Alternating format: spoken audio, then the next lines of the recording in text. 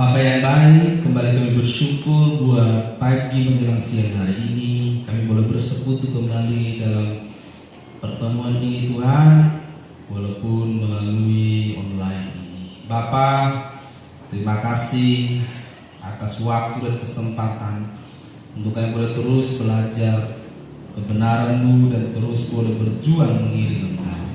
Sebentar kami belajar firman-Mu, urapilah setiap kami dimanapun berada. Biarlah kami boleh haus dan lapar akan kebenaran-Mu, sehingga kami sungguh-sungguh menjadikan itu kebutuhan utama kami, dan kami boleh berjuang di dalamnya. Urapi hamba-Mu, taruhkan perkataan-Mu, sehingga kebenaran-Mu bisa disampaikan bagi kami. Terpujilah nama-Mu Tuhan, dalam nama Yesus kami berdoa dan siap dengar firman-Mu. Haleluya, bersama kita katakan amin.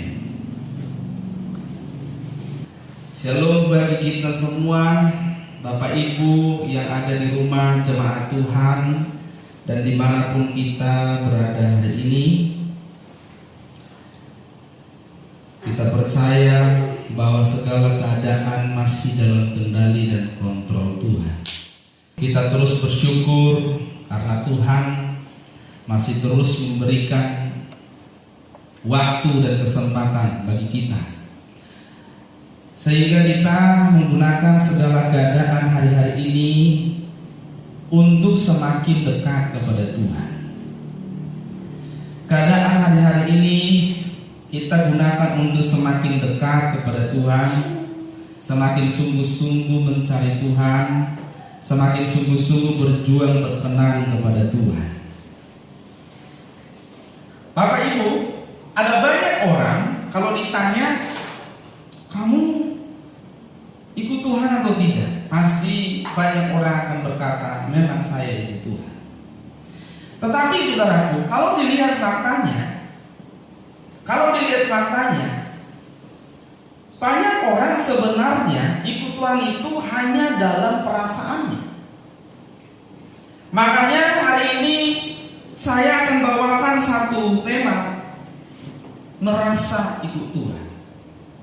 Ya, ada banyak orang ikut Tuhan itu dia sudah merasa ikut Tuhan, padahal sebenarnya belum. Ada banyak orang sudah merasa ikut Tuhan, padahal sebenarnya belum. Kenapa? Karena memang ikut Tuhan itu bukanlah di perasaan. Apalagi perasaan manusia yang sering berubah-ubah, tergantung apa yang dirasanya, tergantung situasinya, tergantung apa yang terjadi.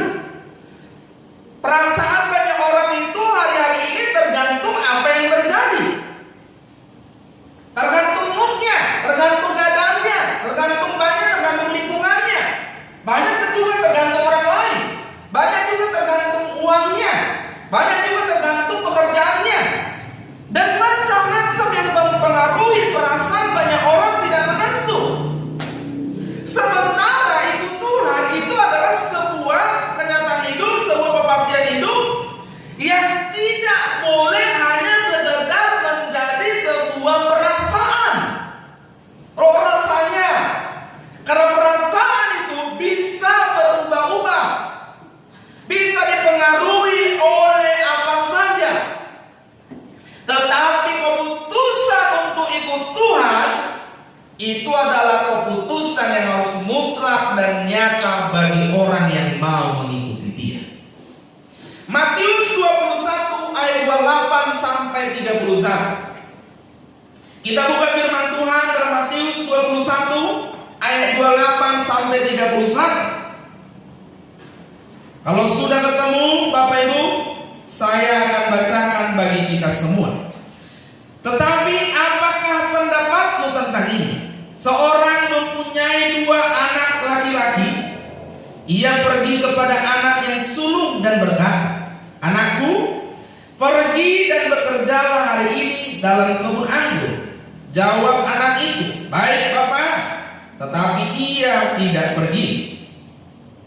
Lalu orang itu pergi kepada anak yang kedua dan berkata demikian juga. Dan anak itu menjawab, "Aku tidak mau." Tetapi kemudian ia menyesal lalu pergi juga. Siapakah di antara kedua orang itu yang melakukan kehendak ayahnya? Jawab mereka, yang terakhir. Kata Yesus kepada mereka, Aku berkata kepadamu, sesungguhnya pemungut-pemungut cukai dan perempuan-perempuan sundal akan mendahului kamu masuk ke dalam kerajaan Allah. Saudaraku yang dikasihi Tuhan, dari kisah ini kita lihat waktu Yesus berhadapan dengan orang-orang Yahudi, waktu Yesus berhadapan dengan orang yang mengikut dia, waktu orang yang berhadapan orang yang berkerumun dengan dia, dia berkata, menyampaikan perumpamaan. Ada orang anak, waktu bapaknya nyuruh dia bilang iya, tapi nggak dilakukan. Satu lagi dia bilang tidak, tapi dia menyesal karena dia sempat menolak dan tidak taat, lalu akhirnya dia melakukan. Lalu yang mana di antara dua anak ini yang berkenan, yang benar? Lalu orang itu jawab, yang terakhir, yang kedua. Yang kedua bilang apa? Yang awalnya tidak mau, akhirnya mau. Yang awalnya menolak, tapi tindakannya melakukan.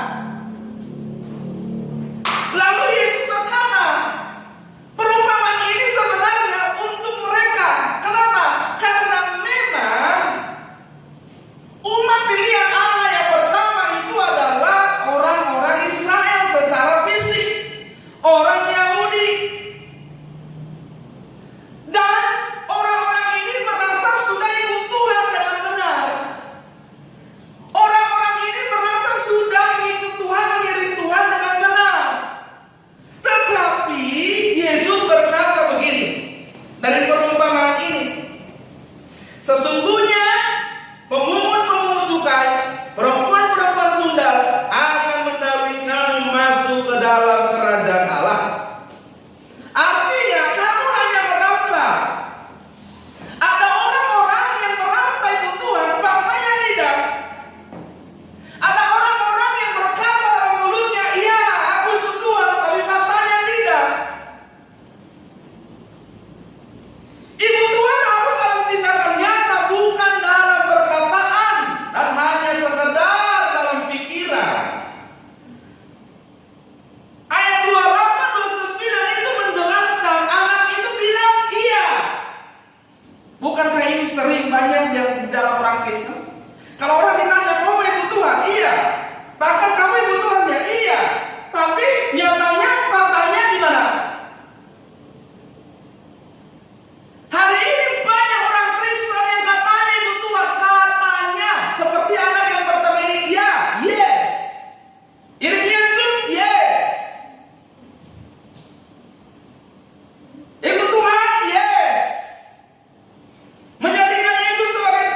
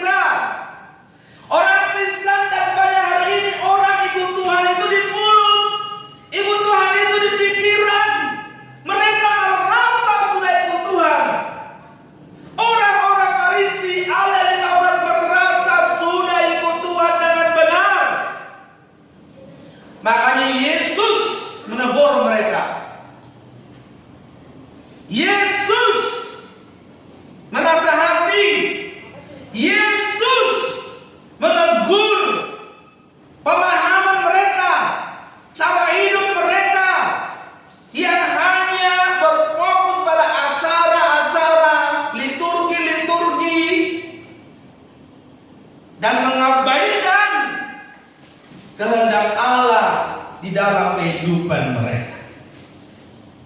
Itu sebabnya Yesus menegur ahli Taurat orang Farisi itu. Yesus berkata, justru kamu menghalangi orang masuk dalam kerajaan Allah. Orang-orang yang merasa kebutuhan ini, justru kata Yesus, kamu justru menghalangi orang masuk kerajaan Allah. Kenapa, saudara? Hari ini banyak orang Kristen justru jadi penghalang orang mengenal Tuhan Yesus. Kenapa? Aku Kristen, tapi gaya hidupmu itu gimana? Seperti Yesus tidak? Aku ikut Tuhan, Tuhan yang mana? Kalau kau ikut Tuhan Yesus, Tuhan yang benar, karaktermu, gaya hidupmu harus seperti Yesus. Kalau yang kau ikuti dirimu, kemauanmu, egomu, keinginanmu, kehendakmu, Tuhan dalam dirimu adalah kamu sendiri. Tuhannya itu kamu, Tuhanmu adalah dirimu sendiri. Ikut Tuhan harus dalam tindakan nyata. Kalau saudara ikut Tuhan itu gimana? Hah? Kita jelas sudah tahu apa itu ikut Tuhan, sudah. Banyak sekali ayat-ayatnya. Dalam Matius 16 ayat 24, Yesus berkata kepada murid-muridnya, setiap orang yang mau ikut aku ya harus menyangkal dirinya, memikul salibnya. Jadi ikut Tuhan itu tidak lagi, saudaraku, memikirkan dirinya sendiri, menyangkal diri malah. Tapi hari ini orang Kristen ikut Tuhan sudah menyangkal diri belum? Atau justru menonjolkan diri? Atau justru mempertahankan kehormatan diri? Atau justru mengumbar segala hal yang berhubungan dengan diri sendiri? Ikut aku, kamu sangkal diri. Tidak berhenti di situ. Setelah kau sangkal diri, pikul salib. Dalam pundakmu, dalam hidupmu, harus banyak orang yang kamu harus tanggung, pikul. Kamu harus menderita karena kesalahan orang lain. Kamu harus menanggung banyak beban, bukan karena kesalahanmu, tapi menanggung banyak beban karena dosa-dosa orang lain. Itu memikul salib. Tapi hari ini ada banyak orang katanya ikut Tuhan yang sibuk dengan diri sendiri. Yang penting keinginanku. Kalau hidupmu seperti itu, kamu hanya merasa orang jadi ikut Tuhan. Merasa. Faktanya tidak. Bukti bukan di perkataan, tapi di tindakan. Kalau kita lihat ayat tadi, dua-dua yang pertama bilang iya. Kalau bukti itu di perkataan, anak yang pertama tadilah yang benar. Tetapi kenapa anak kedua bilang begini? Tidak, aku tidak mau. Tapi tindakannya melakukan. Yang mana yang dibenarkan? Orang yang melakukan dengan tindakannya. Orang yang bertindak melakukan apa yang Tuhan katakan. Orang yang memiliki tindakan nyata bahwa dia memang ikut Tuhan. Orang yang memiliki pengalaman secara nyata berjalan bersama Tuhan. Jadi bukti seseorang ikut Tuhan bukan di perkataan, tapi di tindakan. Bukti seseorang menyembah Tuhan bukan di nyanyian, bukan di puji-pujian, tapi di tindakan. Jadi gak ada gunanya kalau orang berkata bernyanyi ku sembah kau Allahku, tapi tindakannya tidak menyembah Tuhan. Tidak ada gunanya orang berkata ku sembah kau Allahku, bernyanyi ku sembah kau Allahku, ku sanjung kau di tempat tinggi, tapi tindakannya tidak menyanjung dan menghormati Tuhan. Penyembahan yang benar adalah di tindakan, bukan di nyanyian, bukan di puji-pujian.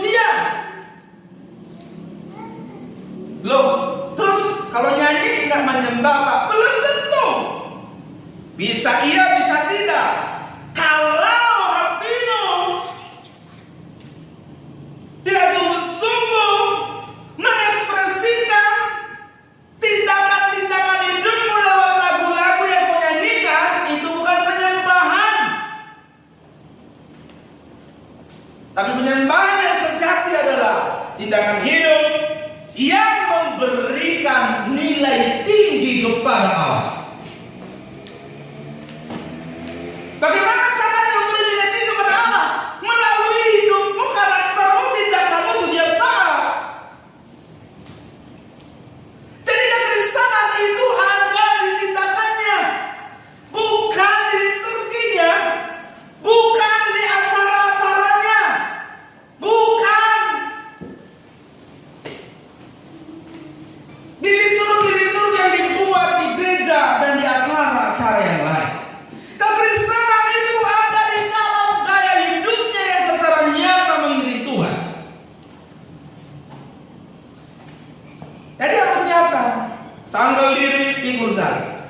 Ada lagi yang bilang sama Tuhan Yesus, Matius 8 ayat 19 sampai 22. Lalu datanglah seorang ahli Taurat dan berkata kepadanya, Guru, aku mau mengikut engkau, kemana saja engkau pergi.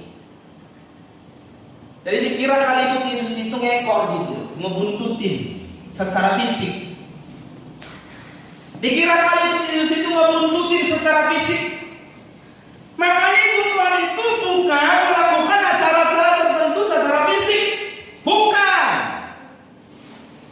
Lalu Yesus berkata 20. Yesus berkata kepadanya, serigala mempunyai liang dan burung mempunyai sarang, tetapi anak manusia tidak mempunyai tempat untuk meletakkan kepalanya. Maksudnya apa? Yesus tahu motif orang ini yang mengikut ini. Sebenarnya dia mau cari kenyamanan. Karena pada saat itu Yesus ada orang terkenal, dicari banyak orang. Orang-orang banyak berpikir kalau ini nanti akan jadi pemimpin umat Israel, akan jadi pemimpin orang Yahudi. Kalau saya ikut dia dari sekarang, saya juga akan ikut terkenal. Ibarat kata sekarang itu begini, ikut kecipratan. Jadi kalau orang terkenal, kita ngikut dia, nempel dia, kita jadi ikut terkenal. Kalau orang kaya, kita ngikut dia, kita jadi ikut kecipratan kekayaan. Jadi pada saat itu orang-orang yang nunggu Yesus masih punya motivasi lain. Karena dia lihat Yesus seorang tokoh yang besar, tokoh yang terkenal, yang belum pernah ada orang seperti itu di orang bangsa Yahudi. Jadi orang banyak mau ikut dia karena motivasi yang salah. Makanya Yesus menjawab. Yesus tahu motivasi orang ini mau ikut dia. Aku mau ikut kau, kemana saja mau pergi. Lalu Yesus bilang apa? Karena Yesus tahu motifnya. Bukan mau ikut Yesus sungguh-sungguh, bukan mau berjalan dengan Yesus sungguh-sungguh, bukan mau melakukan apa yang memang Allah kehendaki, tapi hanya untuk mencari kesenangan dan kebahagiaan. Lalu Yesus jawab apa? Serigala punya liang, burung punya sarang, anak manusia tidak punya tempat meletakkan kepalanya. Maksudnya apa? Kamu kalau mau ikut saya, tidak ada kenyamanan dunia, tidak ada kenyamanan jasmani, tidak ada kenyamanan fisik. Itu maksudnya. Kenapa Yesus jawab begitu? Karena Yesus tahu motivasinya. Yesus tahu mau ikut aku, kamu mau cari kenyamanan. Makanya Yesus jawab, serigala punya liang, burung punya sarang, anak manusia tidak punya tempat meletakkan kepalanya. Maksudnya apa? Kalau mau ikut aku, serigala lebih nyaman, burung lebih nyaman. Masih mau ikut? Itu maksudnya. Lalu ada lagi orang bilang begini, ayat 21. Seorang lain, yaitu salah seorang murid yang berkata kepadanya, Tuhan, izinkan aku pergi dahulu menguburkan ayah. Tetapi Yesus berkata kepadanya, ikutlah aku dan biarlah orang-orang mati menguburkan orang-orang mati mereka. Jadi maksud ayat ini sebenarnya bukan kita nggak boleh menguburkan ayah kita, bukan. Tetapi orang-orang ini mau cari kenyamanan. Padahal jelas ikut aku sangkal diri, pikul salib. Kalau sekarang ada banyak orang ikut Tuhan Yesus tidak sangkal diri. Kalau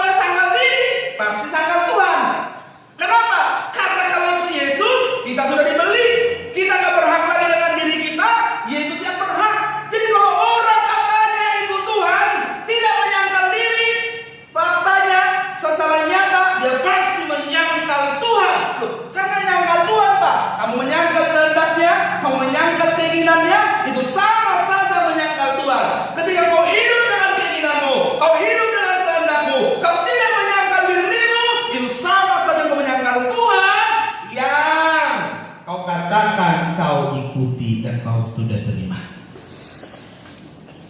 Jadi Bapak Ibu Saudara, mari kita sungguh-sungguh menyadari hal ini. Saya akan terus sampaikan ini. Supaya apa? Supaya kita sungguh-sungguh menyadari ikut Tuhan itu bukan mencari kenyamanan di dunia. Kalau hidupmu pun nyaman hari ini, harusnya kau gak nyaman melihat segala keadaan. Kalau hidupmu pun nyaman secara ekonomi, harusnya kau gak nyaman melihat banyak orang berkekurangan. Kalau hidupmu nyaman secara jabatan, harusnya kau gak nyaman melihat orang banyak yang harus ditolong. Kalau hidupmu nyaman dalam segala hal, harusnya kalau kau ikut Tuhan, justru kau semakin tidak nyaman melihat keadaan dunia yang semakin rusak dan akan diakhiri. Harusnya kau tidak nyaman karena banyak orang yang sedang menuju ke neraka. Jadi tidak ada senyaman apapun dirimu menurutmu, sangkal dirimu, pikul salibmu, lalu ikut Tuhan. Tidak ada, saudara.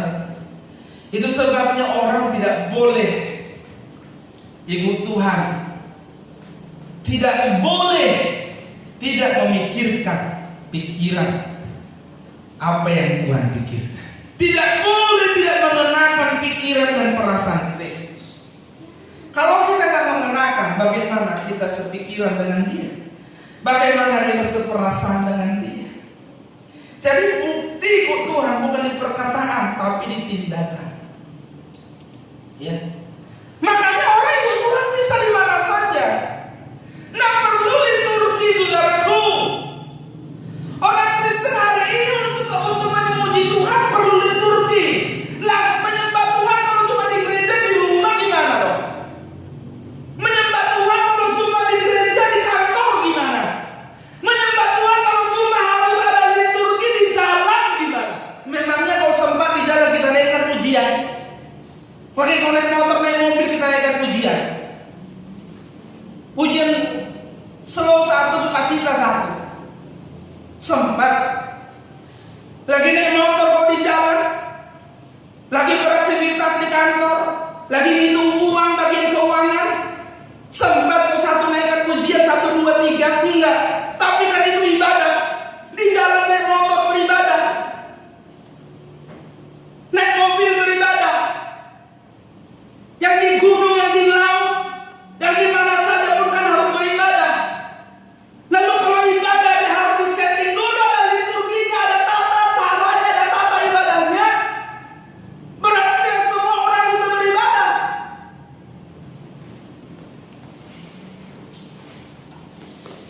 Makanya ikut Tuhan itu ibadah. Ikut Tuhan itu harus di mana saja, dan ibadah kita harus di mana saja. Ibadah yang bagaimana? Ibadah kita adalah kehidupan yang terus berjuang hidup melakukan kehendak Bapa. Amin. Itulah kekristenan yang sejati. Itulah ikut Tuhan yang benar.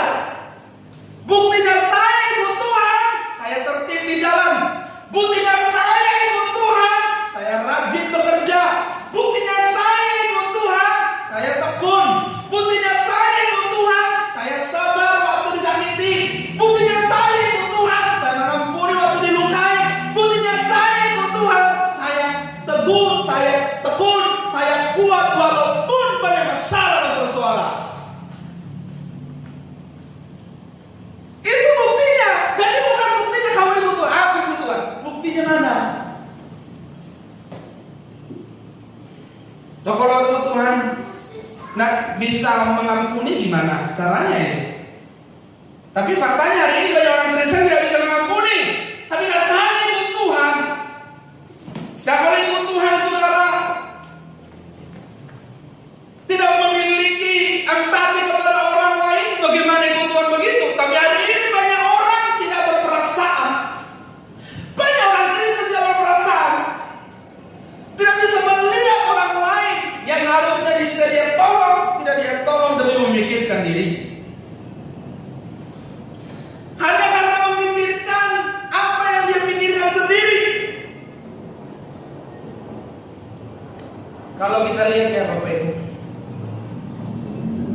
sampai ada orang, coba, kalau sampai ada orang yang seharusnya dia tidak mati kelaparan, lalu mati kelaparan, lalu di sisi lain ada orang kaya yang punya banyak uang dan melimpah, saya nggak tahu deh bagaimana nanti dia mempertanggungjawabkannya kepada Tuhan. Ya, jadi bukan di perkataan-perkataan kita. Makanya saudara, bukan sering kali tuh kalau lagi persekutuan di gereja atau pertemuan di mana, gitu ya. Kenapa? Dahsyat, luar biasa, yes, yes, yes. Dahsyatnya apa? Ya. Luar biasanya itu apa? Yesnya itu apa? Tapi nggak apa-apa Pak, itu biar semangat saja. Oke. Tapi kalau dia habis nyolong datang gereja gimana? Dahsyatnya kan nyolongnya jadinya. Benar nggak? Hah? Kalau dia habis melakukan dosa lalu tiba di gereja, dahsyatnya kan jadi dosa yang barusan dia lakukan. Jadi kita harus sadar dan memahami, ikut Tuhan itu bukan rasanya. Makanya jangan begini loh Bapak Ibu, orang Kristen itu loh, karena banyak orang Kristen ini mistis, pikirannya itu mistis. Makanya orang Kristen itu masih banyak suka cerita yang mistis, saudara. Iya kan? Makanya kalau ada gereja suka cerita yang mistis itu, wah senang, seru. Dia bilang begini, rasanya aku seperti dilewati hantu. Itu seru itu. Terus dia bilang, rasanya kok Tuhan hadir. Saya mau kasih tunjuk, mau kasih tahu, Tuhan hadir di mana saja. Amin. Tapi ingat, ikut Tuhan itu bukan hanya rasanya. Wah kan, kalau lagi doa, Tuhan Yesus, lagi berdoa, lagi menyanyi, lagi berdoa, lagi menyembah, Tuhan hadir. Iya kan? Wah, Tuhan hadir. Lalu setelah itu dia bilang, tadi rasain nggak?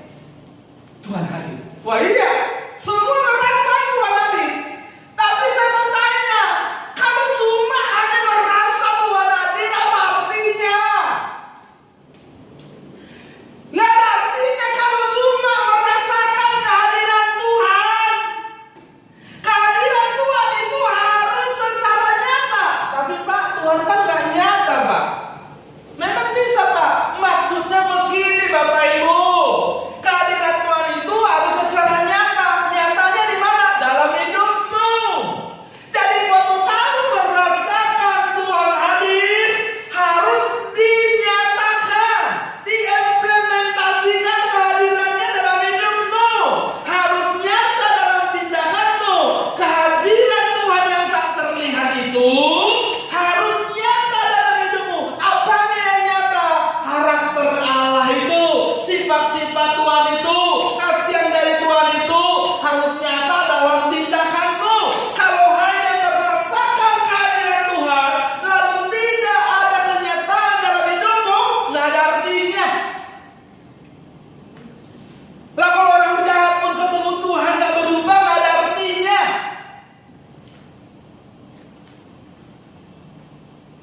Jadi Tuhan itu bukan merasa, dirasa-rasa, rasa-rasa, nyata. Nyatanya di mana? Kenakan hidupnya Tuhan Yesus selama dia hidup dulu di dunia ini, dan kenakan itu secara nyata. Jangan kau merasa ikut Tuhan, nyatanya gimana? Lah coba, perasaan dengan kenyataan itu kan nggak sama, berbeda, benar nggak? rasanya dia nggak suka sama saya. Begitu dia kenyataannya, tahu-tahunya enggak. Iya enggak? Iya. Rasanya nggak alami secara nyata. Makanya orang Kristen yang mengalami Tuhan itu adalah terlihat dari karakternya. Tapi kalau hanya sekedar merasa,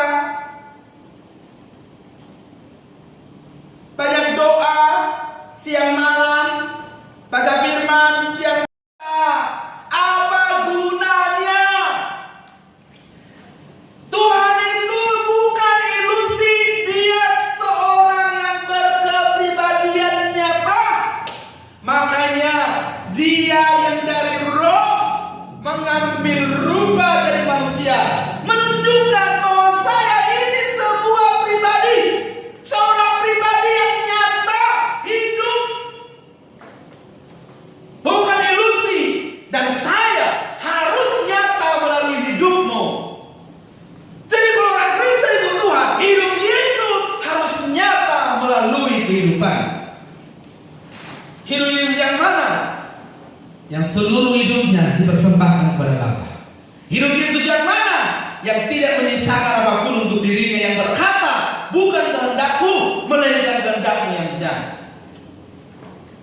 Yang menghormati Bapa, yang menghormati Allah Bapanya dalam hidupnya, yang tidak memikirkan kesenangannya, yang tidak memikirkan kebahagiaannya, kecuali melakukan kehendak Bapa.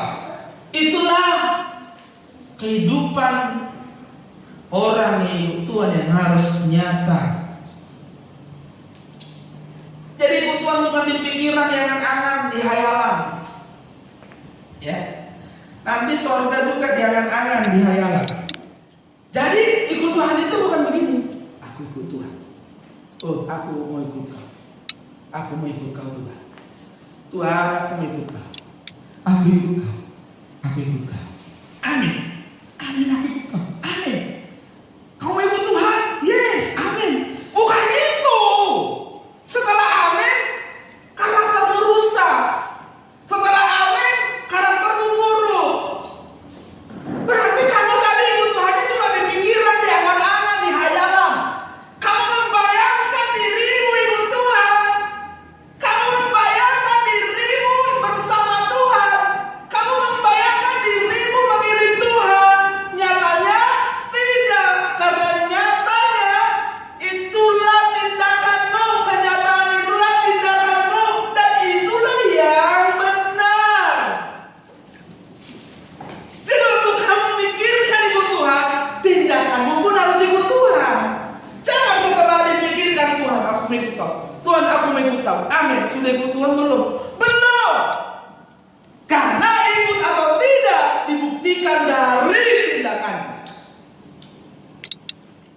Berapa banyak orang yang hari Minggu ke gereja, habis dengar khotbah, habis ibadah persekutuan di gereja, tangan yang kasar masih tetap kasar, mulut yang kasar masih tetap kasar, masih maki orang, masih pelit, ya, masih selingkuh, suami masih punya will, istri masih punya wig, pil.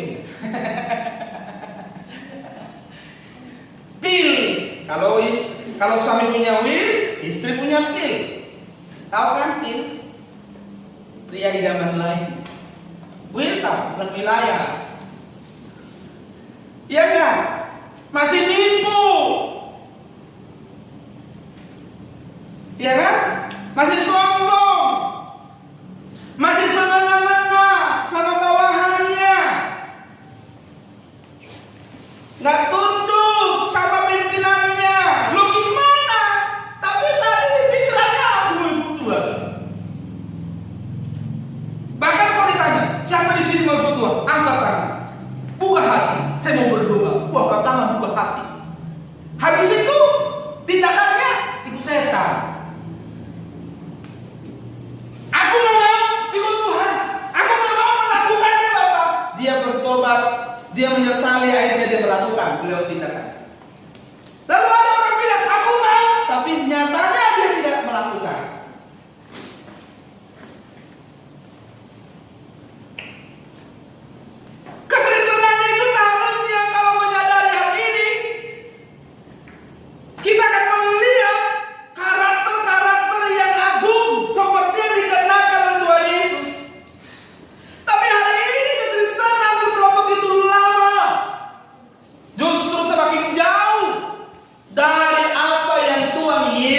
kehendaki. Sakit hati hal biasa, melukai hal biasa, sombong hal biasa, nipu hal biasa. Tidak apa-apalah, ini nipunya nipu putih, bohong putih, bohongnya bohong putih. Nggak apa-apalah korupsinya. Yang penting kan korupsinya bukan untuk yang lain. Nggak apa-apalah curang. Loh, bagaimana kalau sudah begitu? Ikut Tuhan itu bukan di angan-angan. Jadi jangan dipikirkan mau ke surga itu di angan-angan. Saya mau kasih tahu ya Bapak Ibu ya, saudara yang mau ke surga hanya dipikirkan di angan-angan. Mau ke surga ya, aku mau ke surga Tuhan, aku mau. Kamu nggak akan nyampe ke surga. Orang yang punya model, orang yang punya bakat masuk surga sudah terlihat dari karakternya sejak di bumi. Saya mau kasih tahu Bapak Ibu, anugerah keselamatan itu gratis, tapi kamu harus bayar harganya. Anugerah keselamatan itu gratis, tapi kalau kamu mau ikut ke surga, kalau kamu mendapatkan yang gratis ini, kamu ada harga yang harus kamu bayar. Tidak cukup di angan-angan. Tidak semua orang yang berseru kepadaku, Tuhan, Tuhan akan masuk dalam kerajaan Allah. Mantap firman Tuhan. Tetapi hanya mereka yang melakukan kehendak Bapa. Jadi harga yang harus dibayar untuk menerima anugerah keselamatan adalah melakukan kehendak Bapa. Gampang apa sulit? Sulit. Kamu tahu nggak kehendak Bapa apa? Ibu-ibu, bapak-bapak, semua yang dengar khotbah ini, kamu tahu kehendak Bapa itu apa? Mungkin secara umum kamu tahu, ada tertulis dalam firman Tuhan. Untuk dirimu, tahu. Ibu-ibu, kamu tahu kehendak Allah untuk dirimu? Bapak-bapak, kamu tahu kehendak Allah untuk dirimu? Secara pribadi, karena tidak tertulis. Bagaimana kamu tahu ini boleh untukmu, sementara untuk yang lain nggak boleh? Bagaimana kamu tahu yang untuk yang lain itu boleh untuk dirimu? Boleh atau tidak? Sementara kehendak Allah untuk setiap orang secara khusus berbeda. Dan orang yang masuk kepada kerajaan Allah melakukan kehendak Bapa, bukan secara umum, secara khusus dalam dirimu. Ini tidak mudah. Jadi ikut Tuhan jangan dirasa-rasa. Ikut Tuhan itu kita harus berpikir, aku ikut Tuhan dan bertindak secara nyata. Amin. Jadi jangan berpikir hanya sekedar baik di pikiran. Ikut Tuhan di pikiran, harus secara nyata dalam tindakan. Bukan di pikiran yang kadang-kadang, tapi dalam pengalaman hidup yang nyata. Alami Tuhan. Bukti orang mengalami Tuhan bukan dia waktu berdoa guling-guling. Bukti orang mengalami Tuhan bukan dia waktu tumpang tangan lalu jatuh rebah. Bukti orang mengalami Tuhan bukan waktu dia kepenuhan dalam berbahasa roh. Bukti orang dipenuhi Tuhan, bukti orang mengalami Tuhan, dia berjalan bersama Tuhan setiap saat dalam tindakan nyata. Dia mengalami hidup di mana karakter Tuhan yang selalu ditunjukkan. Dia menjalani hidup di mana dia merespon segala keadaan seperti Tuhan Yesus. Dia menjalani hidup mengenakan karakter Tuhan Yesus. Itulah orang yang mengalami Tuhan. Jadi kalau kita merasa kalau kita hanya mengalami hal-hal yang secara umum hari-hari ini dialami orang Kristen, bukan. Mengalami Tuhan itu adalah mengenakan hidupnya setiap saat dimanapun kita berada. Amin. Itulah mengenali Tuhan. Jadi ikut Tuhan adalah berjalan bersama Tuhan dalam kehidupan yang nyata. Berjalan bersama Tuhan, bukan lalu nyanyi begini, jalan serta Yesus, jalan sertanya setiap hari, jalan serta Yesus. Berapa lama kamu kuat nyanyi begitu setiap saat? Itu cuma nyanyian. Bukti kamu nyanyi itu, kamu jalan bersama Tuhan setiap saat. Buktinya apa? Tingkah lakumu, karaktermu, cara bicaramu, kasihmu, kesetiaanmu, ketekunanmu, perbuatanmu, tingkah lakumu harus menghormati Tuhan setiap saat. Ya, jadi Tuhan itu berjalan bersama Tuhan dalam kehidupan nyata, bukan di perkataan. Ikut Tuhan adalah pengalaman hidup, bukan khayalan atau aktivitas pikiran. Aku ikut Tuhan, aku ikut Tuhan. Katakan. Lalu dia ikut Tuhan kalau begitu, enggak. Bahkan kadang-kadang dalam banyak hal kamu tidak perlu bicara, kalau tindakanmu menunjukkan karakter Tuhan Yesus, kamu ikut Tuhan. Jadi ikut Tuhan adalah mengenakan hidupnya Tuhan Yesus.